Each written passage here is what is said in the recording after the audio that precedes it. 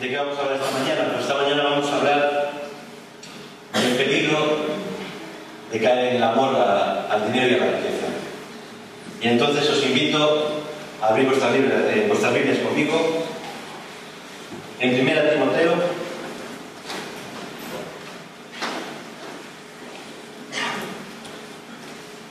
Timoteo, capítulo 6, y de momento vamos a leer los versículos del 6 al 10. 1 Timoteo 6, vamos a leer versículos 6 al 10. Dice así la palabra: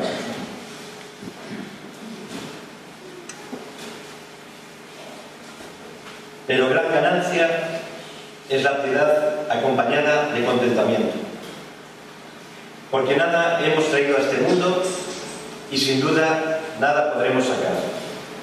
Así que, teniendo sustento y abrigo, estemos contentos con esto. Porque los que quieren enriquecerse caen en tentación y lazo, y en muchas codicias necias y dañosas, que hunden a los hombres en destrucción y perdición. Porque el raíz de todos los males es el amor al dinero, el cual, codiciando algunos, se extraviaron de la fe y fueron traspasados de muchos dolores. En estos 4 versículos que acabo de leer, aparecen 2 negocios. Uno es el negocio bueno y otro es el negocio malo. El negocio bueno lo leímos de los versículos 6 al 8. Y en el negocio malo, lo veremos más adelante, serán los últimos, el 9 y el 10. Empezamos por el versículo 6. Pero gran ganancia, buen negocio, es la piedad. ¿Y qué es la piedad? La piedad es ese sentimiento de compasión, de misericordia, el sentimiento de pena o dolor hacia aquellos que vemos que están sufriendo, que tienen una necesidad. Y cuando ese sentimiento entra en nuestro interior, pues debe ir acompañado de una acción para ayudarle, ¿no? Ya sea unas palabras de aliento, ya sea cualquier tipo de ayuda, ¿no? ¿Cómo no? Esto es un buen negocio, ¿verdad? La piedad, sentimiento y ejecución de ese sentimiento. Cuando estamos unidos al Señor, cuando tenemos una relación personal decente con el Señor, pues el Espíritu Santo crea ese sentimiento, y si dejamos al Espíritu actuar en nuestras vidas, lo manifestamos en nuestro alrededor, y sobre todo a aquellos que vemos que necesitan nuestra ayuda. Sin embargo, las ganancias materiales no forman parte de la persona. La piedad sí que es una ganancia, porque no solo vale para esta vida, sino que vale para la vida venidera. Es una ganancia espiritual. Pero lo que ganamos económicamente de forma material en esta vida queda aquí, queda en la tumba, ¿no? Y no lo digo yo, lo dice también el apóstol Pablo a continuación, versículo 7.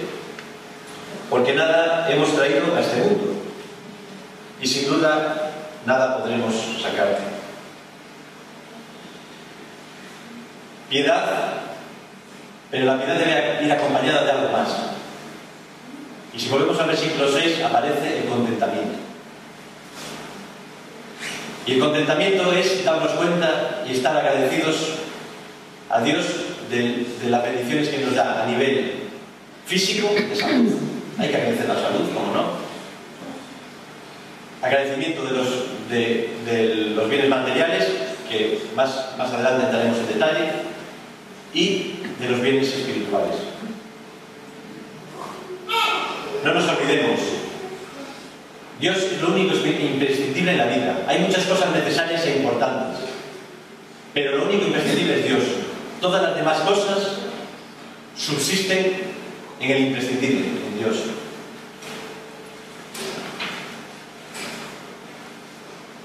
Y hablaba de que cuando hablábamos de contentamiento podíamos hablar de la parte material, física, espiritual. Pues el apóstol Pablo, en el versículo 8, nos habla de la parte material. Fijaos lo que dice.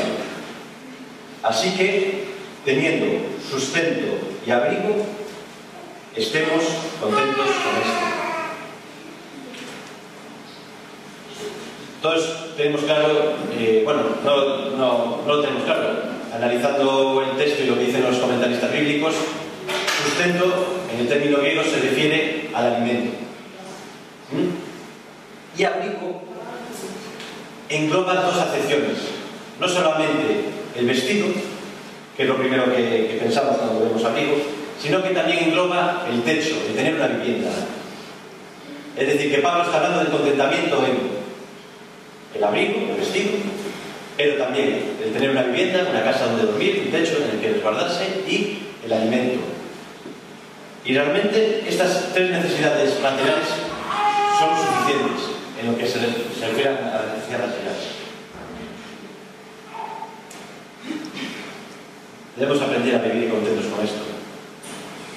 Cuando uno tiene una cosa se olvida de lo importante que es esa cosa. Y no solo lo decía Pablo, sino que Cristo, cuando nos da ese modelo de oración, ese guión de oración en el Sermón del Monte, el Padre Nuestro, que nos dice, el pan nuestro de cada día, dánoslo hoy. Se refiere a este sustento material. Y dánoslo para compartir. Para compartir, como dice Pablo, en la piedad. Cuando vemos al que sufre, vamos a compartir. Piedad y contentamiento, el negocio bueno. El negocio que no queda aquí, sino que también va para toda la eternidad. El negocio espiritual, el auténtico, el que no se acaba. Como decía Cristo en el Sermón del Monte también, Mateo 6:33, buscar primeramente el reino de Dios y su justicia, y todas las demás cosas que son prescindibles os serán añadidas. Vamos al negocio malo. Y os invito a leer conmigo los versículos 9 al 10, yo lo voy a leer en la Nueva Versión Internacional.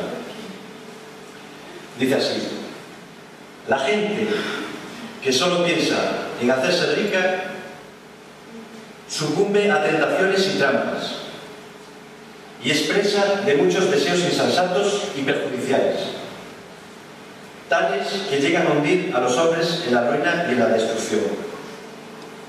Pues la afición al dinero es raíz de toda clase de males, y algunos, en su desmedido afán de ganancias, se han desviado de la fe y se han torturado a sí mismos con muchos sufrimientos. Ahora viene el contraste al negocio bueno de la piedad y el contentamiento. Antes de entrar a analizar este negocio malo, no debo hacer un matiz, y es que no es malo, vuelvo a repetir, que cuando se dan situaciones propicias para que mejoremos laboralmente y económicamente, no es malo aprovechar esas situaciones propicias. Pero ojo, vuelvo a repetir, cuando se den esas situaciones propicias, no cuando nosotros dejándonos llevar por malos deseos, por afán desmedido, forcemos esas situaciones propicias. Lo que Pablo denuncia como malo, como malísimo, es la gente que solo piensa en hacerse rica. Es el deseo afanoso, ansioso, desordenado de las riquezas materiales. Y ese deseo ansioso, desordenado, nos puede llevar a caer en trampas y en tentaciones. Ese deseo es muy destructivo. Lo estamos leyendo. Y esos deseos destructivos nos pueden llegar a hacer tomar decisiones muy arriesgadas en nuestra vida personal. Todos conocemos ese refrán: la avaricia, el amor al dinero, rompe el saco, destruye vidas. No solo puede destruir vidas espiritualmente, afectivamente, sino que el amor desmedido al dinero puede también llegar incluso a destruirnos económica y materialmente. Puede llevarnos a tomar decisiones insensatas. Cuando encendemos la tele, vemos bastantes casos de gente que ya incluso siendo casi millonaria, por no saber tener el contentamiento y la piedad que nos recomienda, que nos dice Pablo, por no saber tener ese contentamiento, por dejarse llevar por la codicia, por la envidia, por el afán, pues acaban incluso cometiendo delitos de corrupción, de fraude, cohecho, etc. Y eso lo vemos todos los días en la tele, y cada día, o cada semana, tenemos un caso nuevo. Pero, desgraciadamente, esto también pasa a millones y millones de personas. Y muchas de estas personas las conocemos. Muchas personas que, dejándose llevar por la envidia, dejándose llevar por la codicia de querer tener lo que tiene el vecino, de yo quiero tener ese coche, yo quiero tener ese piso, yo quiero tener ese tipo de comodidades, y se olvidan de dar gracias a Dios, de contentarse con lo más que suficiente que les provee, pues acaban arruinando su vida en todos los niveles. ¿Y cómo pueden arruinar su vida? Pues gastando más de lo que ingresan, pidiendo préstamos de todo tipo para tener lujos innecesarios, o bien teniendo más que suficiente para vivir, pues como quieren tener más, pues dicen, bueno, pues voy a trabajar más y así descuido mis relaciones familiares, descuido mis relaciones sociales, y acaban siendo esclavos del trabajo, y esa codicia del dinero ni la llegan a disfrutar. Y esto pasa, y esto no le pasa a poca gente, esto le pasa a mucha gente. Estos versículos de Pablo son súper prácticos, desgraciadamente. Ojalá no pasara hoy en día. Pero esto pasa muchísimo en nuestra sociedad de hoy. Os voy a contar algo una conversación que mi mujer y yo tuvimos con una madre en un parque de Porriño. Ella y el marido tienen 2 hijos y trabajan los 2. Y ella ya llevaba muchos años en la empresa. Y ya los jefes le habían puesto muchas trabas con lo que es la conciliación de la vida familiar. Pero aún así ella se las arregló y fue tirando para adelante y podía pues conciliar la vida familiar bastante bien. Pero llegó un momento que sus jefes le dijeron, mira, necesitamos que tú firmes aquí un documento en el que tú vas a tener disponibilidad laboral con nosotros. Y ella, enfadada lógicamente, le dijo, mira, llevo años con vosotros, creo que soy un trabajador eficiente y cumplo mi horario, incluso hago el teletrabajo, llevo mi trabajo para casa para poder estar con mis hijos. No, tienes que firmar la disponibilidad horaria. Y ella no firmó. Al día siguiente la despidieron. Pero, ¿sabéis lo que le dijeron? Bueno, ¿sabéis lo que le dijo uno de los jefes el día anterior a despedirla? Cuando le ofrecieron esa disponibilidad horaria. Pero vamos a ver, ¿cuántos años tiene tu hija? Mi hija tiene 4 años. Pero no ves que tu hija dentro de unos años va a pasar de ti, no te va a hacer caso. Y este hombre, este jefe, tenía 4 hijos. Menudo peligro, ¿verdad? Pero hay mucha gente que piensa así, más de la que nos pensamos. Tus hijos van a pasar de ti, no les dediques tiempo. Céntrate en tu progreso económico. Pues gracias a Dios, esta señora, pues pasaron unos meses y consiguió un trabajo de 4 horas por la mañana, y como nos decía ella, vale, gano menos dinero, pero es un alivio, puedo estar más tranquila con mis 2 hijas.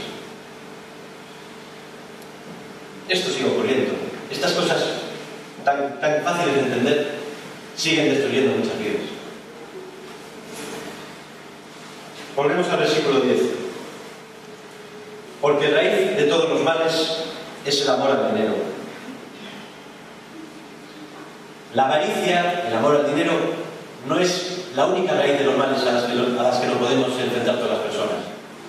Pero es en sí suficiente para causar destrucción. Y el apóstol Pablo en este versículo 10, nos muestra dos consecuencias muy graves que causa la avaricia. La primera, se extraviaron de la fe. Provoca eso. Francisco La Cueva, a la hora de interpretar este texto, dice lo siguiente: no se trata de una apostasía que significa un alejamiento definitivo, pero sí se trata de un desvío difícil de corregir. Se extraviaron de la fe, se desviaron de tal forma que es difícil que sean corregidos. Y la segunda consecuencia grave, se traspasaron a sí mismos con muchos dolores.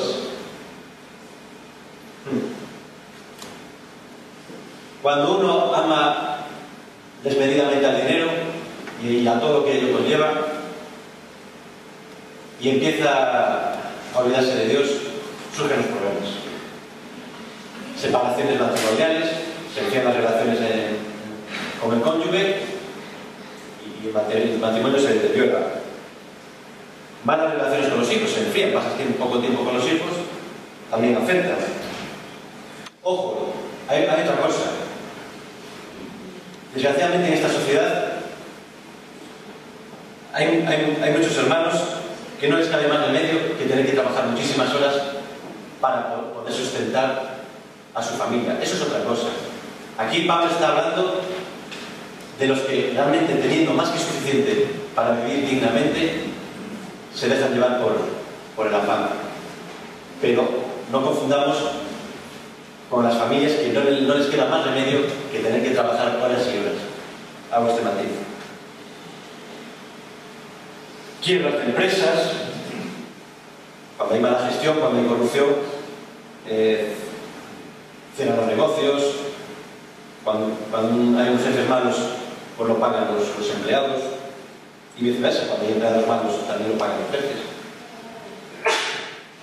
El afán desmedido por el dinero pues causa muchas depresiones cuando uno pues sus expectativas no se cumplen. Alcoholismos, porque la frustración que se genera con la depresión pues muchas veces deriva en alcoholismo, problemas con el alcohol, etc. Y todo esto, desgraciadamente, se inicia por el amor al dinero y por la codicia, por el querer tener más que tu familiar, que tu amigo, que tu vecino, y te olvidas del negocio bueno, de la piedad y del contentamiento con lo que Dios te da.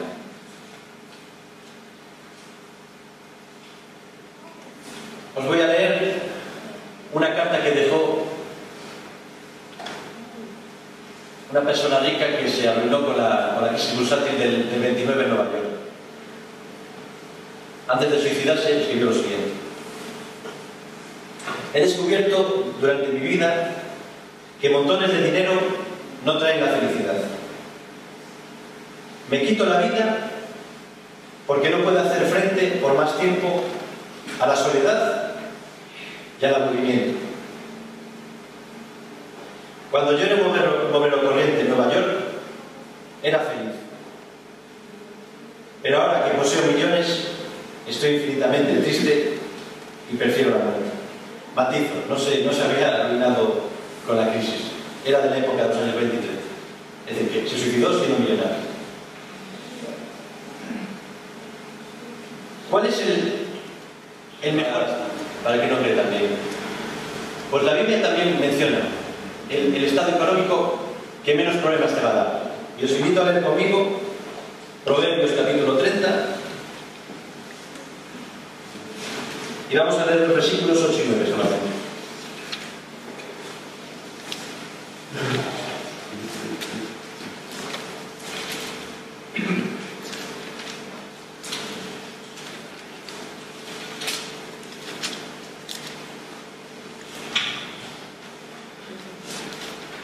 Dice así: no me des pobreza ni riquezas, manténme del pan necesario, no sea que me sacie y te niegue, y diga: ¿quién es Jehová? O que siendo pobre, hurte y blasfeme el nombre de mi Dios. Ni ser rico ni ser pobre. Lo mejor es tener lo suficiente para vivir dignamente. Porque si eres rico, tienes muchas posibilidades de depender más de las riquezas y de llenarte de soberbia, de arrogancia y olvidarte de Dios. Si eres rico. Y si eres pobre, pues también estás expuesto a la tentación de hurtar, de hacer ilegalidades. Ahora bien, ¿y qué pasa con los creyentes que son ricos materialmente? Vale, están más expuestos a olvidarse de Dios y a depender más de las riquezas, pero si siguen las instrucciones que vamos a leer a continuación, el hecho de ser ricos puede ser fantástico, puede ser de mucha bendición. Vamos a leer los versículos 17 y 19 de 1 Timoteo 6.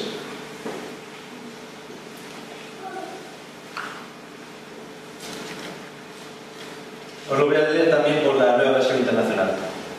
1 Timoteo 6, versículos 17 al 19.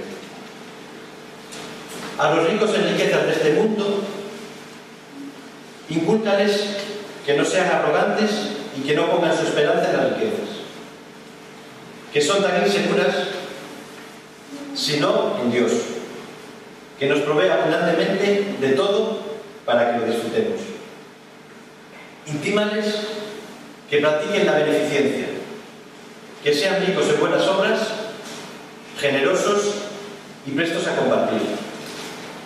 De este modo, atesorarán para sí un seguro caudal para el futuro, de forma que lleguen a hacerse con la vida que es verdaderamente vida. Empezamos con el versículo 17. Dos grandes peligros a los que se enfrenta un creyente rico. El primero,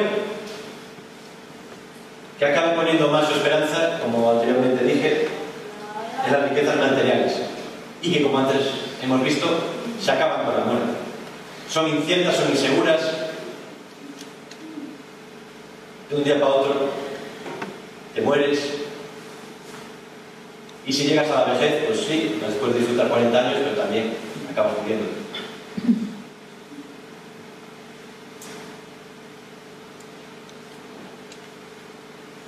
¿Dónde tiene que poner su esperanza? Pues en Dios, en Cristo, en el que es imprescindible, en el que todo el resto de las cosas se sustentan. En Cristo que venció a Satanás, en Cristo que venció a la muerte, que se sacrificó por amor nuestro y que resucitó. Y el otro gran peligro es también el grave pecado de la arrogancia. Yo he conseguido ser rico porque me lo he currado. Yo he conseguido ser rico porque soy más inteligente que tú, porque me he esforzado más que tú.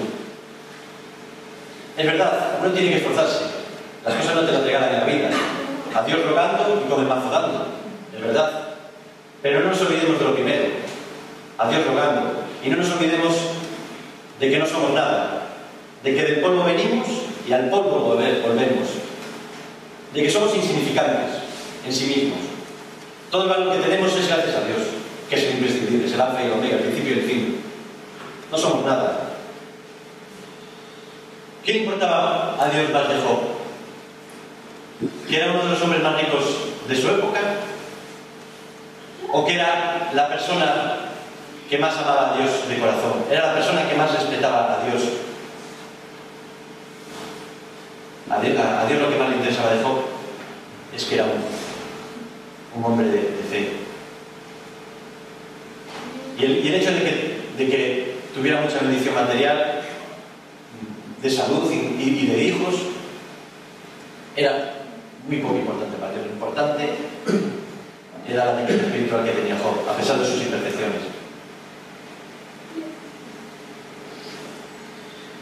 Y el tema del peligro de la avaricia es tan importante que hay decenas y decenas de ejemplos bíblicos de hermanos en la fe y también de personas incrédulas que cayeron en este gravísimo pecado.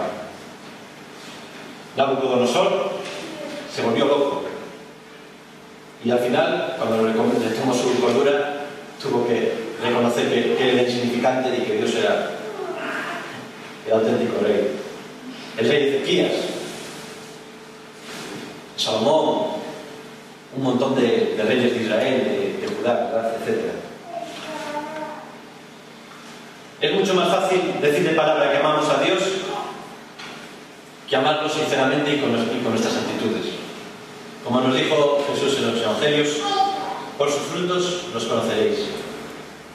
Y desgraciadamente así era la mayoría de los fariseos y escribas, que realmente eran ricos y acomodados en términos económicos.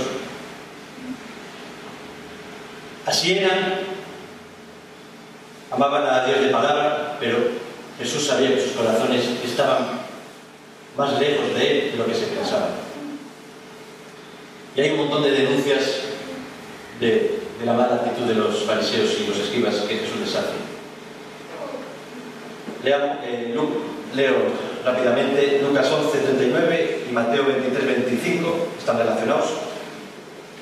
Limpiáis lo de fuera del vaso y del plato, pero por dentro estáis llenos de rapacidad y de maldad, llenos de robo y de injusticia. ¿Cuántos empresarios hoy en día no respetan los derechos laborales de sus trabajadores? Solo piensan en hacerse ricos en corto plazo y les da igual explotar a los trabajadores de su empresa. ¿Y cuántos trabajadores de empresa causan baja e intentan engañar a sus empresarios? Esto ocurre con mucha frecuencia. Otra cita. Lucas 11, versículos 41 al 44. Dad limosna de lo que tenéis, y entonces todo os será limpio. Cuando ofrendamos aquí al Señor, de parte de lo que ganamos, ¿qué porcentaje honesto va en esa ofrenda? ¿El 100%? ¿El 90%? ¿El 60%? Cada uno de nosotros lo sabemos, ¿verdad? Sigue el versículo 42. Mas hay de vosotros, fariseos, que diezmáis la menta y la almendra, y toda hortaliza, y pasáis por alto la justicia y el amor de Dios. Esto os era necesario hacer sin dejar aquello. ¿Cómo nos comportamos cada uno de nosotros de lunes a sábado? ¿Realmente nos comportamos con la justicia y el amor de Dios con nuestros familiares de lunes a sábado? ¿Con nuestros vecinos en el barrio? ¿Con nuestros compañeros de trabajo? ¿Con nuestros compañeros de estudios? ¿Nos comportamos con la justicia y el amor de Dios de lunes a sábado? Versículo 44. Hay de vosotros, fariseos, que amáis las primeras sillas en las sinagogas y las salutaciones en las plazas. ¿Realmente qué buscamos más? ¿El aplauso de los demás? ¿O buscamos el aplauso de Dios, aunque muchas veces nos cueste que la gente nos critique? Otra cita, Lucas 11:46. Hay de vosotros también intérpretes de la ley, porque cargáis a los hombres con cargas que no pueden llevar, pero vosotros ni aun con un dedo las tocáis. Yo a mis hijas, a mis dos hijas, como padre estoy obligado a educarlas, y como padre les exijo cosas, pero como mis hijas vean que lo que yo les exijo ni con un dedo estoy dispuesto a hacerlo, mal vamos, ¿verdad? Y lo mismo en esta mañana. Yo aquí estoy hablando de la palabra del Señor.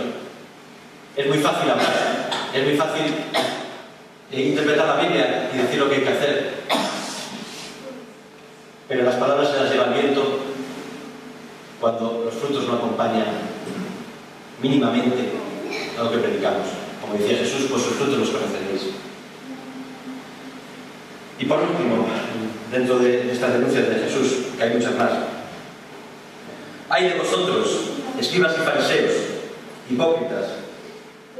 Porque devoráis las casas de las viudas, y como pretexto hacéis largas oraciones.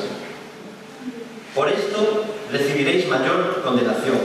Mateo 23, 14.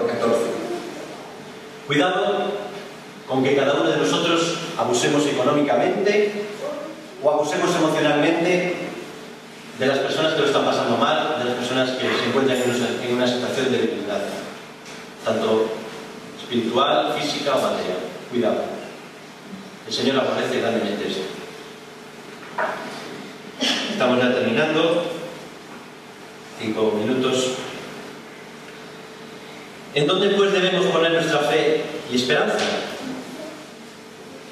Pues al final del versículo 17 nos dice que en el Dios vivo, que nos da todas las cosas en abundancia para que las disfrutemos. Nos da todas las cosas en abundancia. El teólogo Hendriksen dice que, a la hora de interpretar este final del versículo, dice que nuestro Dios vivo nos provee tanto para nuestra alma como para nuestro cuerpo,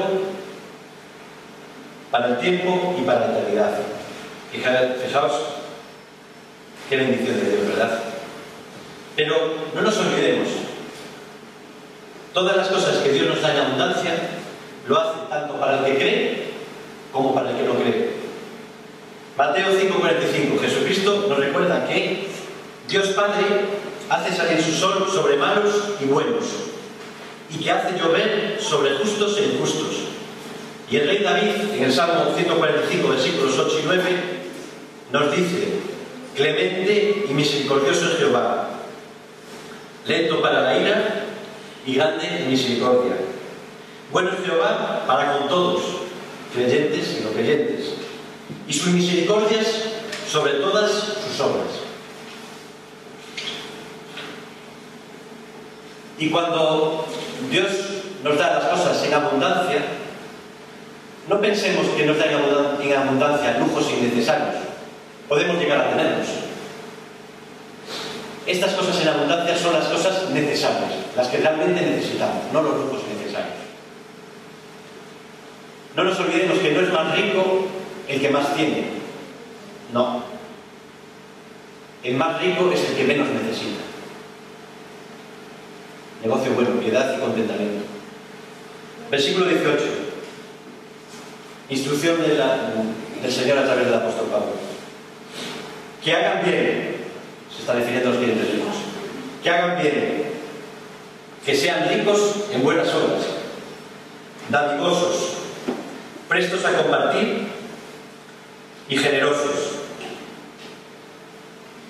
Cuando uno anda bien con el Señor, o decentemente, surge una relación espontánea de misericordia, de generosidad, de piedad ejecutada, de buenas obras. Y todas esas conductas surgen, sobre todo en especial con las personas que vemos que lo están pasando mal, en todos los aspectos, en algún aspecto. Y la Biblia toca mucho este tema. Ya en el Antiguo Testamento, en el Deuteronomio capítulo 10, versículos 16 al 19, Deuteronomio 10, versículos 16 al 19, Dios le dice al pueblo de Israel, y Dios nos dice a cada uno de nosotros en esta mañana: circuncidad, pues, el prepucio de vuestro corazón. El prepucio de vuestro corazón. Y no endurezcáis más vuestra cerviz. Porque Jehová vuestro Dios es Dios de dioses y Señor de señores. Dios grande, poderoso y temible, que no hace acepción de personas, ni toma cohecho, que hace justicia al huérfano y a la viuda.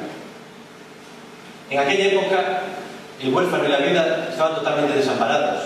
No había ni orfanatos, ni había pensiones para el viudo. El huérfano y la viuda representaban lo más débil de la sociedad. Que ama también al extranjero dándole pan y vestido. Amaréis, pues, al extranjero. Y el extranjero también era parte de lo débil de la sociedad. Nos acordamos también, vamos al Nuevo Testamento, nos acordamos de la generosidad de las primeras congregaciones cristianas las unas con las otras. Pues hay ejemplos de esas generosidades, de ese amor, de esa piedad. Romanos 15, 25 al 28. Pablo está en uno de sus viajes misioneros y pasa lo siguiente: mas ahora voy a Jerusalén para ministrar a los santos, porque Macedonia y Acaya tuvieron a bien hacer una ofrenda para los pobres que hay entre los santos que están en Jerusalén. Pues les pareció bueno, y son deudores a ellos, porque si los gentiles han sido hechos participantes de sus bienes espirituales, deben también ellos ministrarles de los materiales. Así que, cuando hayan concluido esto y les haya entregado este fruto, pasaré entre vosotros rumbo a España. Pongámonos en la situación. Las iglesias de Macedonia y Acaya, pues la mayoría o gran parte de su congregación, pues económicamente iban tirando bien, pero sabían que sus hermanos a miles de kilómetros de Jerusalén lo estaban pasando mal económicamente a consecuencia, dicen los historiadores, de las persecuciones que ya estamos sufriendo por ser cristianos. ¿Y qué hacen? Pues al apóstol Pablo y seguramente sus colaboradores, sabiendo que iba allí a volver a una temporada a Jerusalén, le dicen: oye, gracias a los hermanos de Jerusalén nosotros hemos conocido el Evangelio, pues no estamos bien, ¿no? Es decir, necesitamos ayudarles como sea. Sabemos de sus necesidades, toma.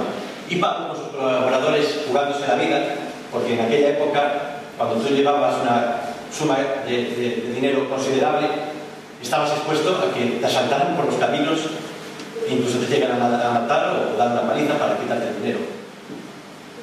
Y Pablo lleva esa ofrenda a los pobres, a los hermanos que lo estaban pasando mal en Jerusalén. Esto es generosidad.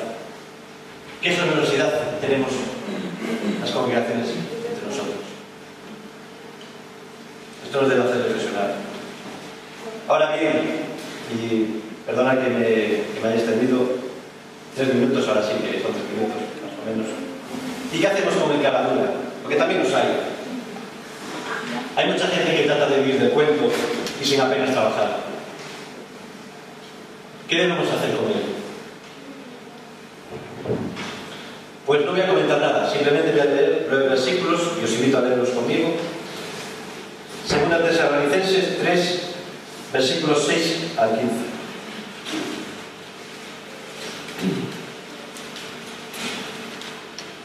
Dice así: y ahora vosotros sabéis, perdón, me he equivocado, es capítulo 3, versículo 6. Pero os ordenamos, hermanos, en el nombre de nuestro Señor Jesucristo, que os apartéis de todo hermano que ande desordenadamente, y no según la enseñanza que recibisteis de nosotros. Porque vosotros mismos sabéis de qué manera debéis imitarnos. Pues nosotros no anduvimos desordenadamente entre vos con afán y fatiga día y noche, para no ser gravosos a ninguno de vosotros. No porque no tuviésemos derecho, sino por daros nosotros mismos un ejemplo para que nos imitaseis. Porque también, cuando estábamos con vosotros, os ordenábamos esto: si alguno no quiere trabajar, tampoco coma. Porque oímos que algunos de entre vosotros andan desordenadamente, no trabajando en nada, sino entremetiéndose en lo ajeno.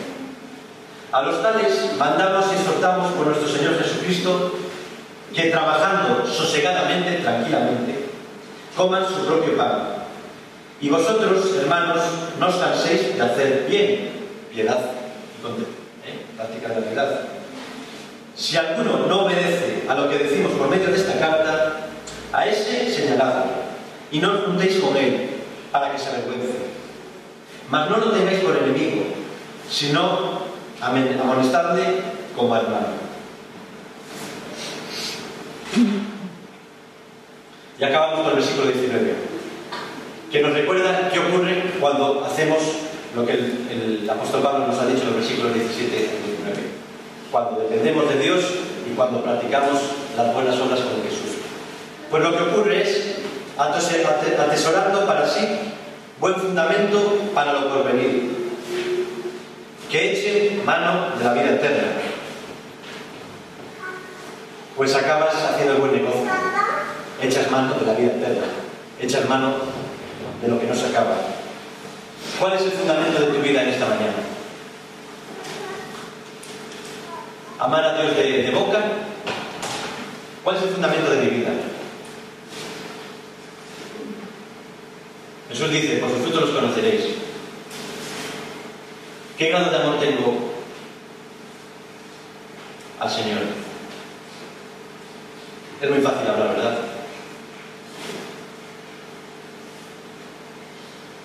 ¿Cuál quiero que sea el principal fundamento de mi vida? ¿El Cristo religioso o el Cristo de la relación personal, auténtica, 24 horas del día?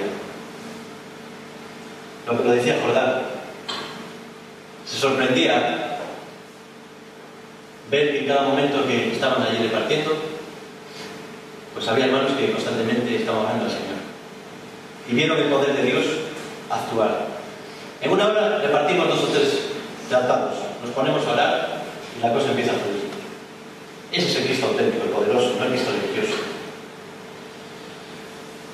Y a los creyentes, a la mayoría de los que estamos aquí, a los que, como dice Efesios 2, 8, 9, hemos sido salvos por la gracia de Dios a través de la fe, no por obras para que nadie se gloríe. Sí, es verdad, la salvación es por obras, es por gracia de Dios a través de la fe, pero vamos a tener que dar cuentas en el tribunal de Cristo. Y allí se nos va a recompensar espiritualmente, pero no se nos va a recompensar espiritualmente por haber sido salvos, porque ya lo somos y estaremos toda la eternidad con Dios. Se nos va a recompensar espiritualmente por las obras y por las intenciones con que hacemos las obras para el Señor. 2 Corintios 5:10. Porque es necesario que todos nosotros comparezcamos ante el tribunal de Cristo, para que cada uno reciba según lo que haya hecho mientras estaba en el cuerpo, sea bueno o sea malo.